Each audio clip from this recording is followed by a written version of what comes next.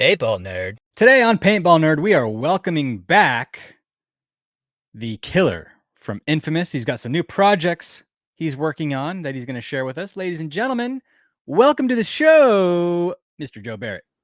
Hey, Joe. Hey, what's up, Zyzek? Man, what's new and exciting? Oh, a lot of stuff, man. 2024 is here. It's the new year, so I've been kind of having a lot of like background projects in the works. And I guess for starters, I just released my podcast, Paintball Passport. Paintball Passport. Well, I definitely want to talk about that here in a moment. But Joe, first of all, are you sticking with Infamous for 2024? Yes, I am. Yeah, very happy to say I am locked in with Infamous for 2024 and the future as far as I can see. I absolutely love being on this team. So yeah, it'd be I turned down some offers because I was trying to think of really like what's important to me in life right now. And there's not really a lot that could take me away from like the kind of culture that Infamous offers. Right on, dude. So I assume you guys are making some changes, right? Because you lost Thomas and you got to replace him. Um, I'll say Or do you? I've only been on the team for 1 year, so I'm not upper management, and I don't know exactly how this goes. I know it's not really a team that has tryouts because a few people reached out to us, and I got to the bottom of that. But I'm not sure if we necessarily do need to make changes. I think something we realized last year is at most events we had 10, if not 11 guys. And it definitely helps to have less guys in like the current iteration of the sport. When you have a starting five and then maybe a rotating, 6, 7, possibly 8, those guys can definitely start gelling better and getting into a flow state as opposed to running 2 lines and then doing like a hybrid line later on. So we might keep a trimmer roster. Once again, I'm just speculating. I'm not sure. But Right. losing Thomas wasn't necessarily something where it's like, oh, shoot, now we have to replace that guy because the team is deep in pretty much all of its spots. We have a lot of fast ones with Jonah, Sam, ZP, Tim, and we have a lot of 2, 3 type guys, Callie, Ryan, Brett, Nate, me. I feel like I'm missing someone in there, but yeah, there's just it'd be one thing if we only had 2 snake guys and we lost one of them for sure.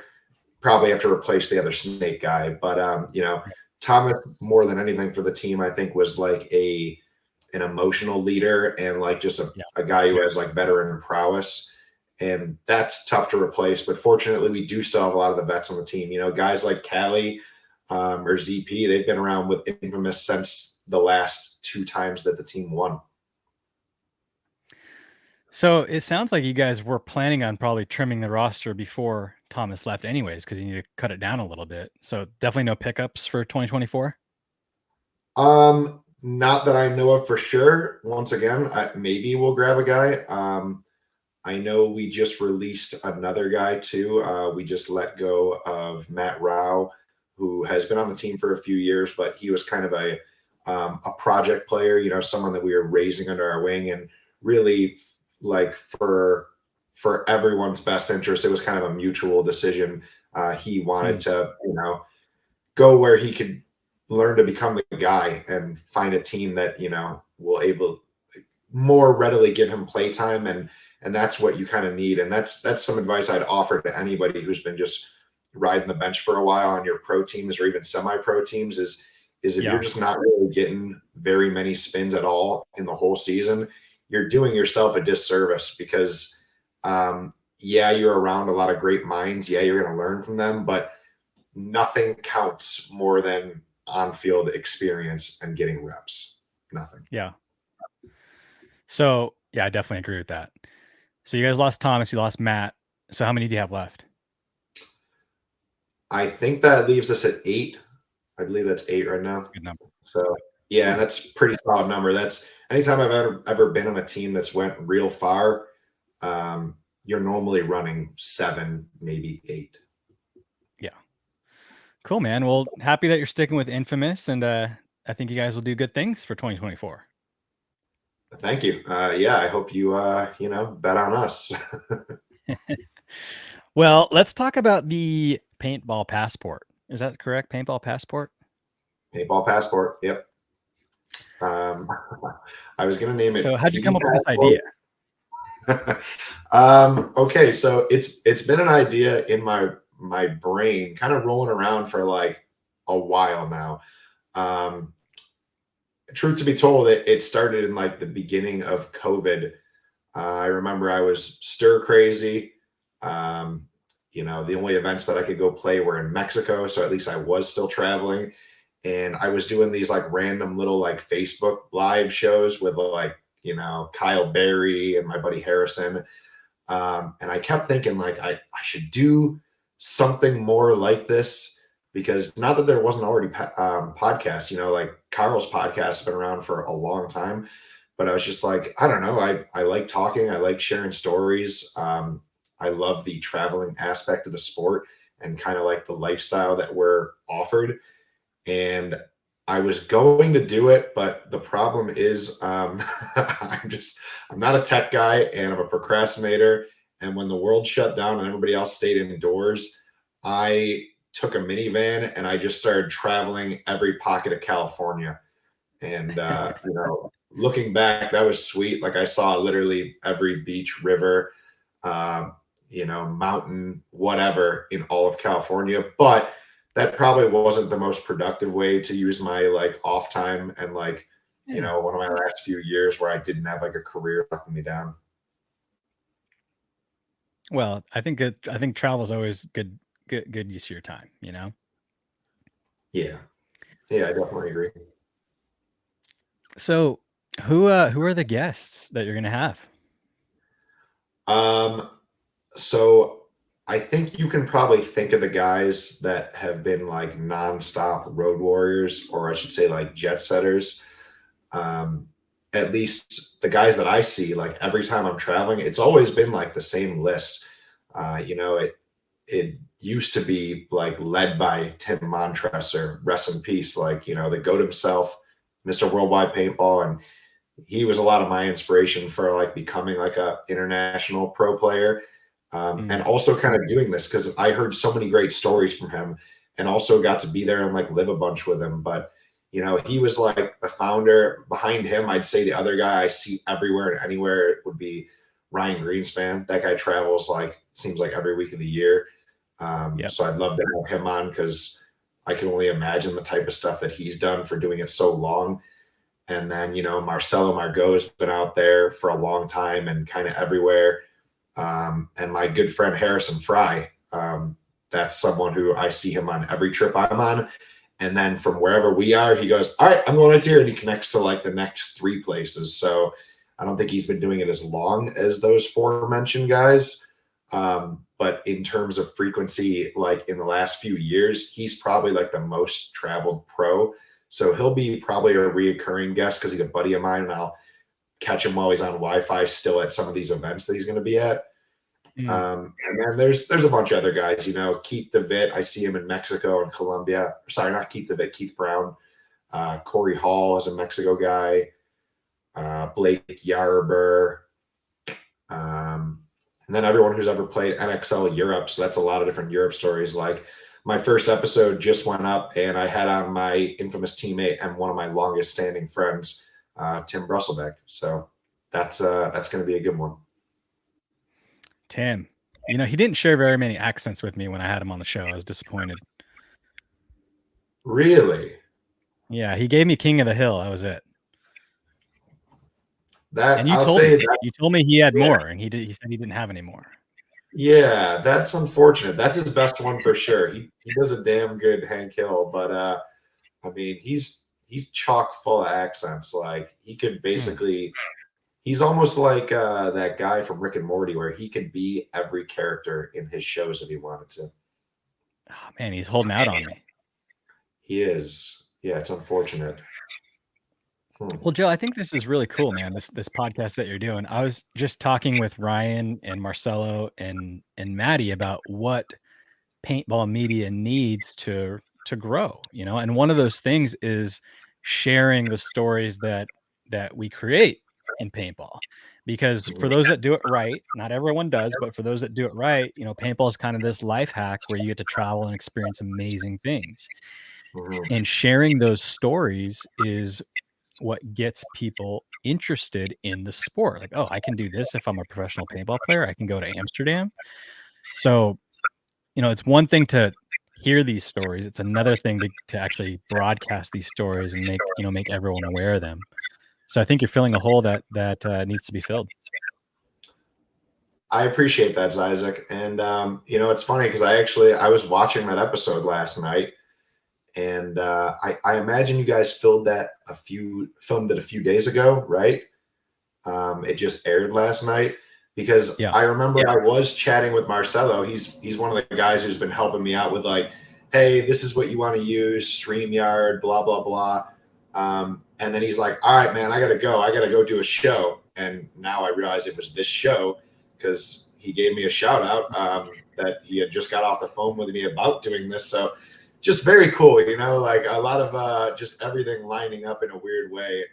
And yeah, I'm very grateful for that. But yeah, I remember you guys were discussing it and you were like, you were all on the same topic of it'd be great if we could give someone a camera, like a player or two, and like follow these stories to really get that lifestyle of a paintballer. And Mhm. unfortunately, I'm not able to do that. Like, I am not able to provide a bunch of players cameras or do like the editing or create like video content.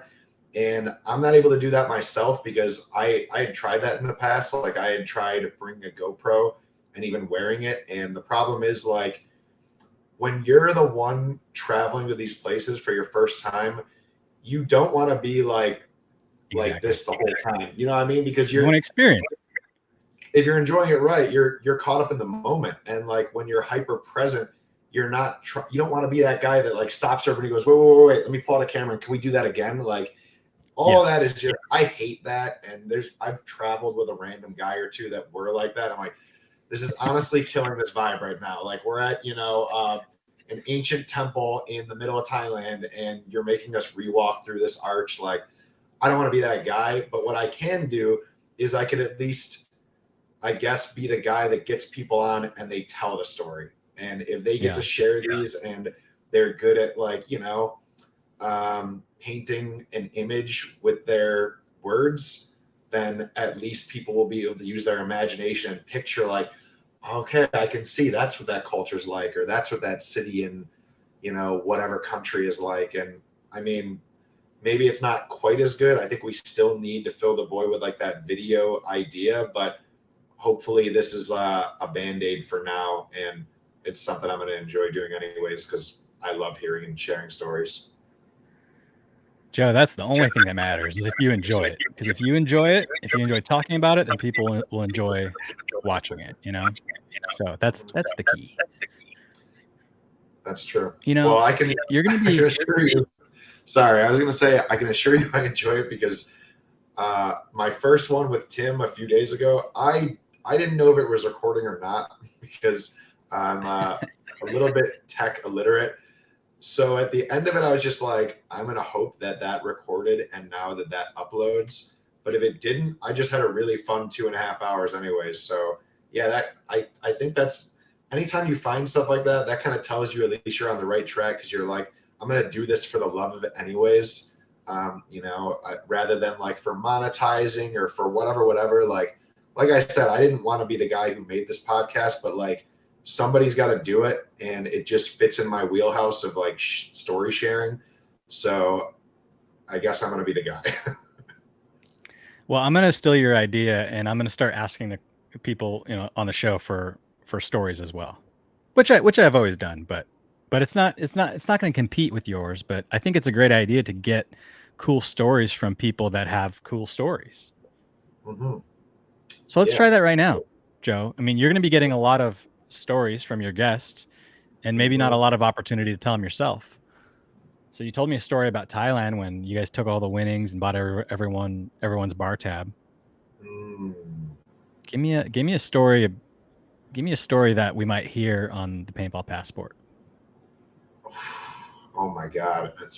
So yeah, I appreciate the opportunity. That was a fun story to share last time. Um, you know, I did a Ben Challenger episode the day after. That one will be my next one, and we ended up talking quite a bit about Thailand too. It's one of my favorite events. I've done it a few times, and it seems to be everyone who's been there and then everywhere else, Europe, Australia, they always want to share the Thailand or the Langkawi, Malaysia stories because if you've been there, like it's just like it's so wildly different. But one of my favorite stories to share is and I'm gonna have a few of these too. There's gonna be sections on my thing where it's like, what was the stupidest thing you've ever done? What was the most dangerous thing you've ever done? And I'll never forget it. The first time I went to uh, one of those events, it must have been Langkawi, Malaysia. You could rent mopeds at the time. This was like 2015 for like $5 a day. And then the security deposit on the moped is like $15. So if you trash it, you just like lose your $15. Like Yeah. I've destroyed a few mopeds, and I don't know how I'm alive actually because some of them were like brutal crashes. And normally I would just like leave the moped, go to a different moped rental shop, and rent a new one because they were that cheap. How many did you crash? I've crashed 5 mopeds in other countries, and I'm going to tell the worst story. So once upon Are a you time, trying to crash them? No. I'm not a moped guy, but like when in Rome, when you're out there, you just moped gang it. I don't know how to ride a motorcycle, but I'm gonna do it. So For the story. yeah, I mean, did you rent mopeds when you were out there? When I lived in Taiwan, I had my own moped, non-rental. Okay, gotcha. And did you ever crash it? I did not. You are a better man than I, or I don't You know. gotta be, dude. You gotta be alert. You know. I'm alert, but I'm not the most careful. And also I wasn't educated on certain things. So yeah, this event 2015, I was playing with a team called Cobra Kai, which consisted of guys like Arturo Andrade and his buddy Penguino, which are like top Mexican players. This is the first time I've ever met those guys, and they're like semi-pro dudes at the time. And Arturo and I are leaving the event one night. The events are super long. Like you play 4 to 5 prelims a day. And you'll play from like 6 a.m. till midnight because they want to keep the pro teams in the field all day for the D3 and whatever teams to watch. So it is the longest, most grueling tournament of my life. But anyways, we leave at like midnight after finishing our last game, ungearing. At this time, we have about 5 hours to get home, shower, eat, go to bed, and then moped back in the morning for like a 6 a.m. game. So we're just like flying back from one side of the island to the other, and it's dark out and it starts to sprinkle, like it's raining a little bit. And you probably know where this is going. In my head, I'm going, I think, well, this is like a monsoony area, so we should get going faster. So I'm like, Arturo, let's hurry up. Let's get back to the hotel. And he's like, okay. And he like takes off ahead of me. He's probably like 30, 40 feet in front of me. And we're cruising down towards what I later find out to be called the Turn of Death. And it's because the street lights all are no longer like running in this area. You're just going like from like the main street where all the stuff is, like down the middle of this island, and then there's this hard 90-degree left turn, like straight 90 degrees, and there's no lights for a couple hundred yards leading that. So Wait, did you know that it was called the Turn of Death before you took the turn, or you found out after? It was I called found out after. Yeah, I found out after. Right, continue. And then I would warn people about it in future years. But so we're coming up to where the lights are no longer like, the street lights aren't lit anymore. And I see Arturo in front of me like slam his brakes, like his brake light goes on and his back tire starts to like, fishtail, because I didn't know this, but when the blacktop is barely wet from a sprinkle, that's like the most dangerous time because it brings the oils out of the blacktop. Yes, I had no clue because once again, not a motorcycle guy. So I see him start to fishtail and then flip off of his bike, and Arturo is like skidding, like skidding on his hands, knees, and feet. And I am like, what is he wearing? me and him are wearing board shorts and tank tops. That just typical stuff. Like you can leave all your stuff at the field. So we're in like, beach vibe stuff. I think we have flip flops on. He might have had sneakers. I'm normally barefoot. And then we have our athletic bags on with like our extra couple stuff, phone, wallet, whatever. So I see him skidding and I'm coming up behind him and we are doing, I want to say like 50, 55 miles per hour. Like we're maxing out these scooters because that's what we do every day. So I turn to avoid him because I don't want to run him over. And it instantly fishtails me and flips me off my bike. And in my head, all I could think was like, I'm just going to go ragdoll. I think that's what you're supposed to do. So I just like went limp and like ragdoll flipped. And this is probably about, I don't know, like somewhere around 100 feet before the turn. So we're both like flipping and rolling. And I can see while I'm bouncing around my moped, just like hitting the ground and doing like insanely fast spins and shit coming off of it. And we both go like to the turn, like things are exploding around me. It was insane. We're going by the turn, and like while I'm flipping around, like you can't really see a lot of detail, but you can see like lights and whatnot. I can see lights from a vehicle coming at me around this turn. And we must have like, he slid, I bounced right in front of this thing and then over a ditch onto where like the road would continue, but it becomes like a dirt road for horses. So we go over this ditch where there's already like a broken guardrail from other vehicles hitting it, skidding around this turn, and go down this gravel road covered in rocks. And I remember like somehow bouncing to a stop, like kind of on my feet. I stood up and I look at Arturo and he's standing up and we are covered in blood. Like he looks like a zombie. I look down and my skin is shredded everywhere. And there's gravel in me and all this stuff. And I look at him, I'm like, are you okay? Are you okay? And he pats himself and he's like, I'm okay. I think I'm okay. I'm all right. Are you okay? It's like, nothing feels broken, but everything stings. Everything's on fire. And we look over, there's this guy running to us yelling like, hey, it's the guy who was driving the box truck that almost hit us. And he's running over going, oh my God, are you guys okay? Like friendly Malaysian guy. And we're like, we're good. I think we're okay. And he's like, are you sure you want help? And we're like, no, you don't got to call anybody. We'd already been like pulled over for not riding with helmets and nearly thrown in jail. So we just didn't want to deal with it. Wait, you weren't wearing helmets? This time we were. The day before, we forgot to put them on for like a couple blocks. And for that couple blocks, like leaving a grocery store that we didn't have the helmets on, they were still buckled to our mopeds. We got pulled over, and that was the first time I thought I was going to go to Malaysian jail. Anyways, we go pick up our bikes. All the glass is shattered. The rear view mirrors are broken off. The bikes are completely scratched up. But the tires are fine, and we click the engines, and they start right up, and we're like, holy shit. So we put these bikes back to the hotel. This is still midnight, the day before the event's going to start. Like, this was the practice day. And we go back, we shower. I, like, filled my tub with blood and pieces of gravel, like, coming out of all my cuts and wounds. And then I'll never forget, we went to dinner, and we were just laughing our asses off, like, holy shit, dude. We should have died, and we still get to play this tournament next day. And just like crying, laughing, and grateful. It was, it was wild. Dude, like a motorcycle or a scooter crash is no joke. Like, especially like you could be going 20 miles an hour, right? Mm-hmm. But it's still super dangerous if you eat it.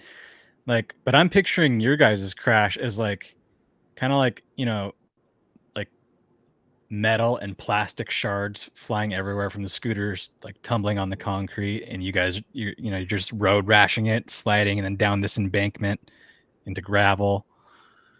Yep. Doesn't sound I mean, did you need stitches? Did you have any kind of like, how'd you suture your wounds? Somehow some of the gashes were kind of deep. Like Arturo's knees looked horrific, and like down his whole like shins and legs, I had like no skin left on my palms, the tops of my feet. Wow. Even both of our faces had cuts on them The and stuff top like of your that. Like, feet? oh yeah, like every part of my foot. Luckily, not so much the bottom. So running wasn't too bad, but every time I laced my cleats on and pulled the strings tight, the top was like painful, and then that sock would be bloody by the end of that practice day. Dude, what Like it about was. sliding on your arms and knees? So Arturo was our Dorito front guy, and we got to the first match the next day. Luckily, it was like not one of the better teams in the pro division there. And Arturo was like, I'm not going to slide, guys. I'm not going to dive. I'm like, it's not like I'm like, what do you mean? Because I get it. I'm there. But I'm like, you're sure there's no way you can figure out? And he's like, no. If I baseball slide, I'll wreck up this side. And if I Superman dive, I'll ruin my hands and forearms. So I'm going to play short. And we played pocket. We did the same breakout playing in the middle three bunkers the entire tournament because we just didn't want to risk getting injured. We just played like heavy shooting play. Man, I want to see photos of your guys' injuries. I'll Do you try have to photos? find them for you after this. I feel like I do. It'd be way back somewhere on my Facebook. But there are photos of spots where you can see, like, normally, I don't wear socks with sandals, but I had to Yeah. wear socks with sandals, or else I was like rubbing that rubber sandal part against like some really deep wounds. So there's like random pictures of me, like, in like everything you'd wear to go into the water swimming, but then I just have socks on for no reason. Ah, dude, great story. See, these are the types of stories that traveled paintball players have, and they're great. I mean, especially like you said, if you get someone to tell them right. And you told that story right, Joe. Like, I'm picturing everything happening to you guys. I'm glad that you're safe, but it's pretty hilarious. If I were you, dude, I wouldn't get on a scooter again unless I was all padded up. Five crashes is it's bad chances. Yeah. Maybe I'm a cat. Maybe I got 4 more lives. Hey. I definitely learned valuable lessons that time, but that was the first time I ever crashed one. Obviously, there have been more since.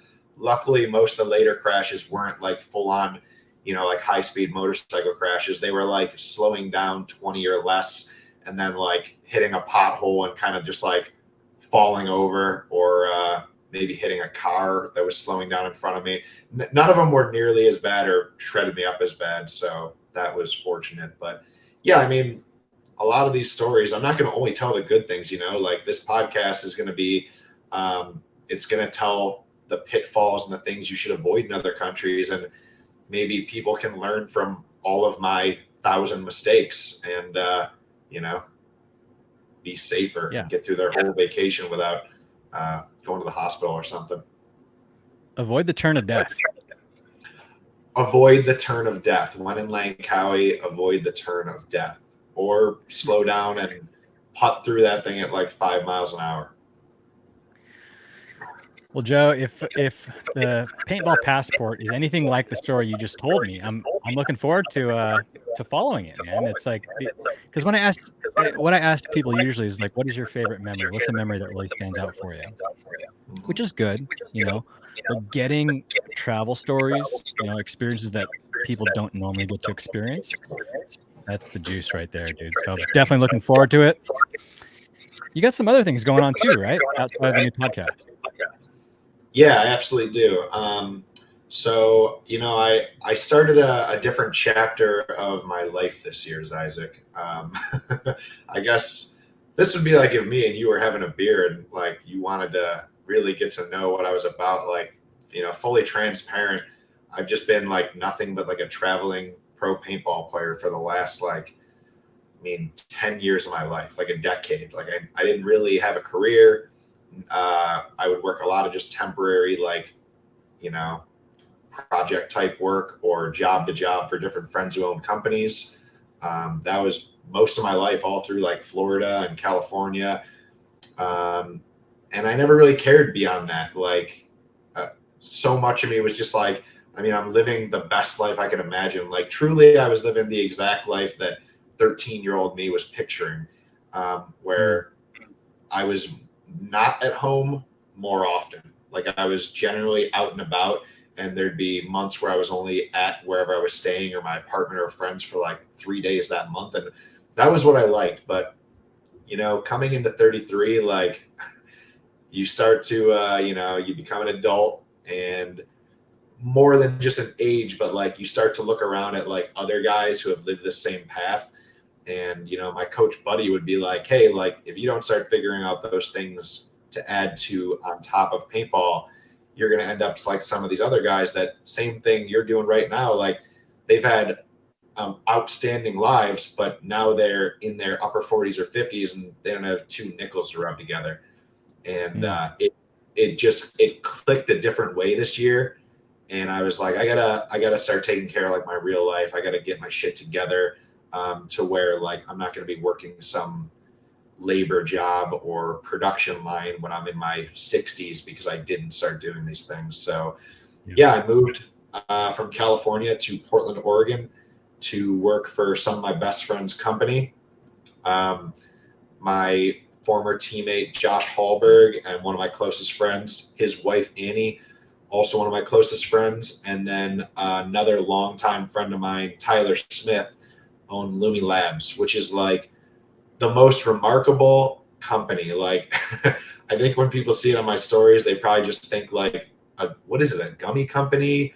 Or if they realize it's further than that, it's like, oh, Delta 9, it's THC gummies. But it's not just that. Like, you know, Lumi Labs and Microdose they're a company that's like truly on the forefront of helping people just like have a better sense of well-being, because they've formulated like the perfect balanced spectrum gummy where it's not just like meant to get you high. You know what I mean? Like it's not just to get college kids stoned. There's no like Bob Marley stuff on our packaging. It's more the medicinal side for like health benefits and mental benefits. And I mean, I had done temporary work for them in the past, but my mom long ago, she got in a car accident. She got rear-ended by a drunk driver, and it destroyed a bunch of discs in her back. And so what do you think happened? The doctors gave her, I forget exactly what it was, like Opana or one of those, just horrible, horrible opiates. And for a few years, I saw my mom like basically debilitated, like either laying on the ground all day, or just, you know, she was such an active person. She was a marathon runner, volleyball player, and now she was just like this kind of like shell of her physical self and getting skinnier and skinnier because she had no appetite from it. And, you know, I kind of introduced her to, I'll also say she was one of those like very hardcore, like straight edge, you know, traditional type moms from that generation, was never about marijuana. And so, you know, when I would smoke as a kid, I would get in trouble. Like it was the worst thing ever. So to convince her to do this and be like, Mom, I'm not trying to get you to smoke marijuana. I'm trying to get you to realize there's a benefit from the cannabinoids in marijuana, and we're giving it to you in a healthy form rather than smoking it. And she started trying it, and it like turned her life around, you know, and now she's like a daily user. And it's not like she's a stoner, but she's a daily THC user. And I get to see my mom, you know, gain some weight back because she can eat again, and walk around, go for jogs, do whatever she wants, living her kind of like mobile RV life with her husband, my stepdad. And it's all because of an amount of THC combined with other things like CBD that are proven to be more beneficial than CBD and a host of other things you could get. Far, far, far, far less dangerous than anything a doctor would give you. Like any of those opiates are complete bullshit.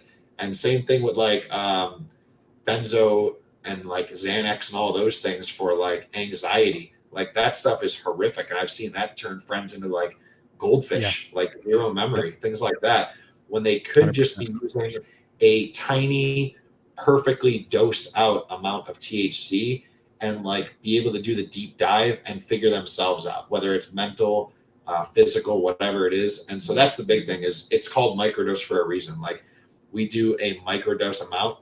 Our gummies are 3 to 5 milligrams. And at that amount, with a balanced spectrum of the other cannabinoids and terpenes that are found in the plant, rather than just giving you just the THC. It kind of removes a lot of that like paranoid psychoactive effect. So it doesn't scare away someone from all the benefits, because the first time they ever had, a pot brownie to try to get rid of their pain, they had an 8 hour not good time. I mean, they were weed tripping or whatever. Yeah. Well, I love them. I've tried Lumi Gummies, and I signed up for the Endless Paint Club, and I'm super excited about that. I'm curious, Joe, how is it possible that a company can give away free gummies for 6 months to 300 people? Like how? Like, it took me a while to sign up because I'm like, that's not real. They're not gonna be able to Yeah. do that. And then one night, like late at night, I'm like, I'm just gonna sign up for it. And granted, we had some troubles with my login, but you got me signed up, so I'm like thinking, how is Lumi doing this? Yeah. And hey, I appreciate your patience, because all those troubles for a login are from me. That's once again, I'm not tech savvy, so I'm figuring that out as I go. But yeah, I'm happy you asked this question, because I feel like a lot of people still have that same reaction where they're just like, how is this possible? This can't be.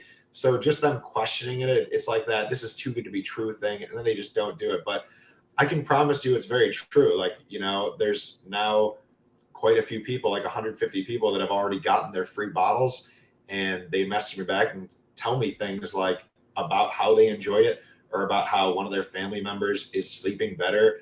And I'm happy I get to answer this in long form, because, the founder of the company, Tyler Smith, he already got to have this conversation with Carl on the Playing On podcast. But, a lot of people just don't watch every podcast. So maybe I can catch those other people that they're watching you and they haven't seen him. And, on my Instagram stories, where I'm like marketing it, and kind of more than anything, just fucking with my friend Josh at the office.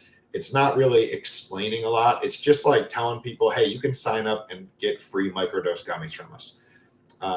So yeah, this is the first time I've really had a chance to explain like how we're doing it and why we're doing it. And yeah, I appreciate that. So basically the company was started by, paintball people. And these paintball people and I like know the common struggle of like, there's two different things. One, we play a very like extreme sport, and it beats you up. So like you definitely could use something for that, just that feel good effect, like something to take the edge off, or something to, get rid of the soreness and pains. And, I think this is like the healthiest way to do that. Like, it's a lot healthier than drinking for taking the edge off. And then microdose gummies are a lot better for the pain and the physical things than just CBD. So we did want to help paintballers. Like, this is kind of like our giving back, where it's like we're helping a ton of people, but we'd like to help paintballers just like feel better after their practice day, after their workouts, after whatever. And then beyond that, the company is already like massive. Like it's at a point where we ship nationwide to all but maybe 3 or 4 states that have weird laws. And then 2 of those states are Hawaii and Alaska, where it's just kind of too hard to get to them. So at this point, the company is big enough, just selling to everybody and selling to the retail stores and the wholesalers that I was kind of brought in to get for us. Like, I think we're in like 300 something stores now across the US. So we don't really, we don't need paintballers' money. You know what I mean? If we can just give you guys our products, and you can really like see that there is a different way to live, or a different way to kind of like solve your physical problems, or a different way to like do a deep dive and kind of like think more deeply or openly about things and figure out your own mental problems, then of course we're going to do that, because we're very much about the paintball community. And like, paintball has been our entire passion for, 2/3 of our lives now. So yeah, I think once the company got big enough, it was like, all right, how can we actually do something that's just like giving back and, helping people do the same thing that we have to do. Man, that's the best possible answer I could have imagined. Because I was thinking, like, this is not a marketing gimmick because, like, 6 months of gummies, right? $200 a month for 6 months, I get gummies. Like, and of course, I'm going to buy gummies after that. But I was thinking there's no way this is a viable marketing technique. This is to give back to paintball because you guys only marketed this opportunity to paintball players, correct? Yeah, yeah, absolutely. This is our only, like aspect of any random group that we're going to go after is paintball. And yeah, if we do the quick math, we lose like tens of thousands of dollars doing it. So Yeah. it's not So, like a great marketing option because it's not like we expect them to become like, you know, posters for us on Instagram. Like I tell everybody who texts me or calls me about this when they answer and get it, like if they're like, what do you need me to do? I'm like, honestly, this is it. Like, enjoy the gummies. If they help you with something, like if you have one of these awesome success stories where like you get your mom off of her dog shit opiates for our product, then like share that. You know what I mean? Like just do a quick video and go, hey, I honestly found a way to help my mom. You know, like by mm, me getting my mom a little bit high on a microdose of THC, she is now not falling apart or addicted to her bullshit prescription medicines. And like if you tag me or Lumi in that, that's great. We'll just share it because we really don't need to get more customers. Like I can promise you the company is doing fantastic. And it's we just want more people to do it because there should be a paradigm shift here. You know, there should be a transition of more people getting onto something they can trust from people they trust instead of using stuff from these huge pharmaceutical companies that really don't give a shit about you. they Like don't. that's what we're trying to do here is like switch people over. We send you enough bags and bottles that you can share with all your friends and family. You're not supposed to sell it for us. You never have to buy it. You're not supposed to sell it to other paintballers. You're just supposed to like give it to those around you that you think it might be able to help. And if it turns them into customers for us, sweet. If it just makes them buy other products like this and get off of whatever it is they're doing, that's the big thing is really helping them. So yeah, I mean, you probably saw the next part about this is like we are going to have the ability, we're going to give you the ability to be an affiliate if you're in the Endless Paint Club. And that too kind of scares people a lot because they're like, oh, I see these Instagram affiliate marketing things. First, you have to pay $99. So they're just getting your thing. Or, there's all these different weird little things where it's like you're not actually an ambassador. You kind of had to buy their product first. We don't want you to do that either. We also understand that we were all broke at a certain time and paintball is expensive. So if you already like these gummies or you found a bunch of people like my teammate Callie Rudolph, he is immensely helping his wife right now with these. So I know that in 6 months when they run out, they'll buy these. Well, affiliates are able to give a code out to all those people that buy them that's going to give them a discount. I think it's like 20% off the first time and then 10% for the life of their account after that. They will get our gummies off. And then that person who's the affiliate will get 33% of every product sold. Hmm, So once again, you can see the math there.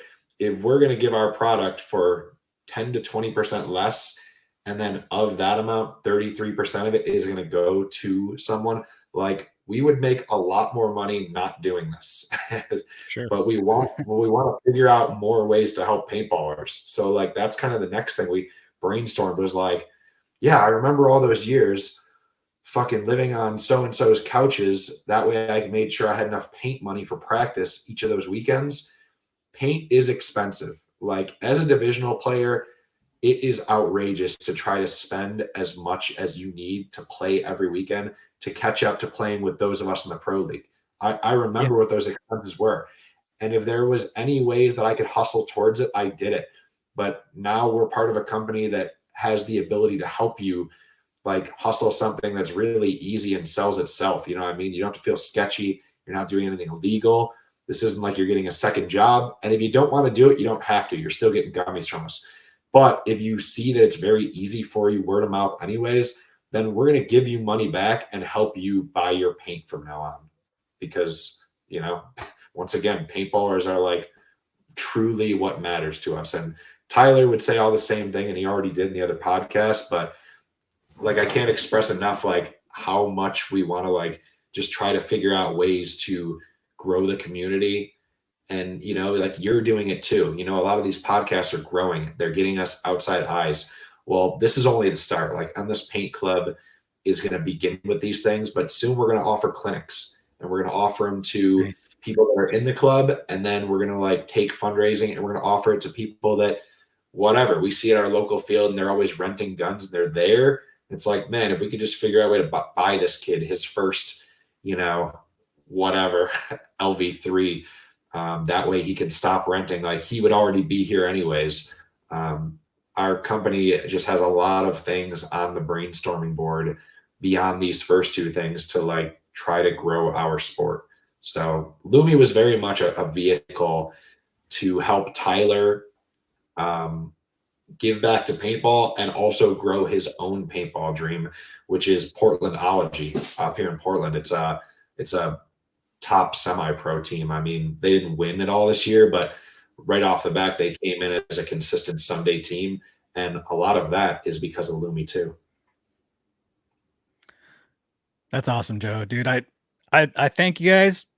Thank you, Tyler, for making Lumi and finding out different ways to give back to paintball players, man. I think that's really important. So I like things you got going on here, Joe. I appreciate your time here. Is there anything that you'd like to part with for the paintball community? Yeah, you know, like I used to always part with the same message of like, you know, just be more positive and leave an impact to those around you. But this year, you know, I said I was going to do these things to give back a lot because of like this call to action I kept seeing. I'm sure you've all seen it too, you know, like whether I'm one of these podcasts or even on Go Sports, Maddie and Oliver said it. I think they said it once on the Spick and Span show. I know Marcelo and Tyler talk about it all the time. Like we all have to get involved here, you know, like we can't just sit back as a passenger anymore or a tourist in this thing and think that some other hero is going to come save the day. And like that was a lot of the reason I started Paintball Passport is for the longest time I kept thinking like somebody else is going to do the traveling stories, right? They're not just going to do like the player story or the ESPN side. They're going to capture this. And no one ever did. So I was like, I'm not a podcast type person, but I guess I'll do it. And so if you guys have an idea out there, not even just podcasts, but like videos, content, cool companies, cool clothing, like whatever it is, please just like, you know, find that courage and do it. Just put it into action already because the sport needs you. The sport needs all of us. The sport needs us to talk more to non-players. The sport needs those of us who have networks. And, you know, I hope that maybe one day my podcast, because of the stories it shares, maybe Joe Rogan's going to hear it and be like, hold the fucking phone. This is the kind of life that paintballers live. I thought they were just crawling around in the woods in camouflage.